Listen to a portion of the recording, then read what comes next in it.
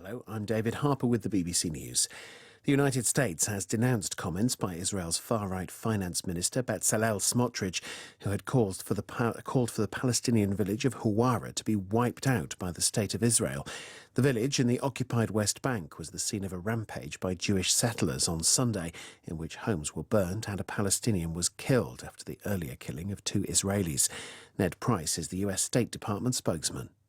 These comments were irresponsible, they were repugnant, they were disgusting, and just as we condemn Palestinian incitement to violence, we condemn these provocative remarks that also amount to incitement to violence.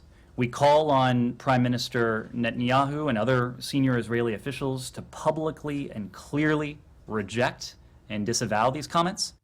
Greece's Prime Minister has blamed what he called tragic human error for the country's worst rail disaster. Kyriakos Mitsotakis earlier visited the site of Tuesday's head-on collision between 2 trains. He promised to get to the bottom of the incident. Officials say at least 43 people died, many of them young adults. One survivor, Giannis Antonoglu, said it had taken some time for emergency services to arrive. As soon as I got off the train, maybe 10 minutes after the crash, I went on foot to the front, to the first carriages, which were completely totaled and on fire. And on that spot, it was essentially only about 5 of us, and by of us I mean passengers, helping another 5 injured people on the ground for at least an hour before the official help came. And by official help, I mean the point of time where the ambulances arrived and managed to pick them up. More than half of Argentina has been left without power after a fire affected the national electricity grid. The capital, Buenos Aires, other major cities and large swathes of the countryside are wholly or partly affected. The fire reportedly started in open fields, affecting high-tension power lines.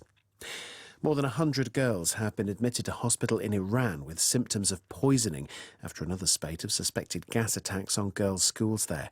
President Ebrahim Raisi has instructed the Interior Minister to immediately find the cause of the attacks. Feranak Amidi has the latest. BBC Persian verified a number of videos showing parents rushing to schools to find their children as ambulances pulled up outside. In nearly every video, a parent or a child said they had been poisoned. The capital city, Tehran, saw a number of schools targeted, but the cities of Kermanshah and Ardabil in western Iran were also attacked.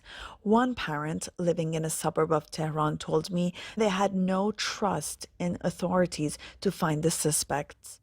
You're listening to the latest world news from the BBC.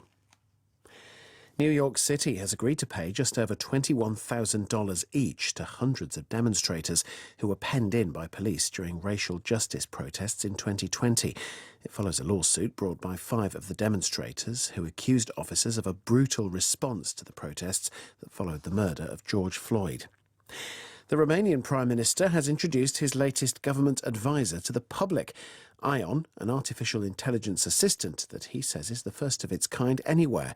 Nicolae Ciucă said Ion would scan social networks to give the government data on what the Romanian public are thinking.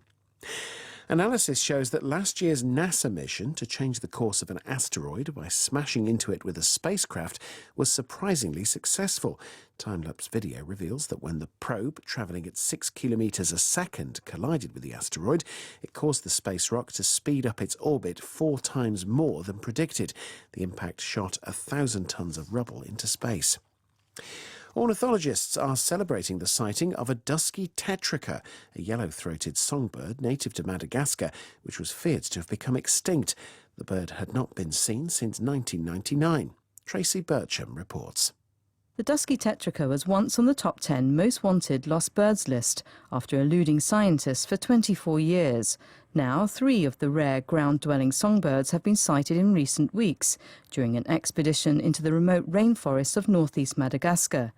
Excited ornithologists say the discovery may cause a rewriting of textbooks, as the birds were seen on rocky banks by mountain streams, not previously thought to be its natural habitat. Scientists say this may explain why they haven't been seen or indeed heard for so long, as the sound of rushing water would have drowned out the birds' calls. The expedition team found them in 2 separate locations on the Masoala Peninsula and near Andapa. BBC News.